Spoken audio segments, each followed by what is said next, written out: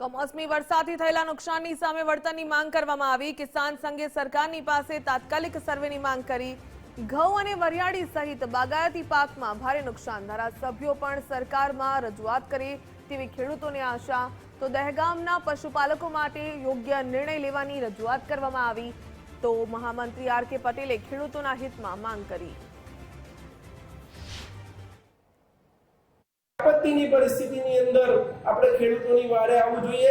ભૂતકાળની અંદર પણ સરકાર મહદઅંશે ક્યાંક ના ક્યાંક ટેકારૂપ થઈ છે, તો વધુ ટેકારૂપ કેવી રીતે થઈ શકે અને ખેડૂતોને શ્યોર કરવો પડશે કે ભાઈ અમે તારી સાથે બેઠા છીએ। એટલે વળતર ચૂકવવાની અંદર પણ જે ખેડૂતોને 100% નુકસાન થયું છે એ ખેડૂતોની ચિંતા કરવી અતિ આવશ્યક છે। દેશી કપાસનું પણ ખૂબ નુકસાન છે। પવનની ઝપાટો વાગવાથી જે કપાસ વીણવાનો હતો એ નીચે પડી ગયો છે। મોટા કરા પડવાથી કપાસના પાકને પણ નુકસાન છે। ગુજરાતની અંદર અત્યારે ટેકાના ભાવથી એમએસપીની ખરીદી ચાલુ થતી હોય ત્યાં પણ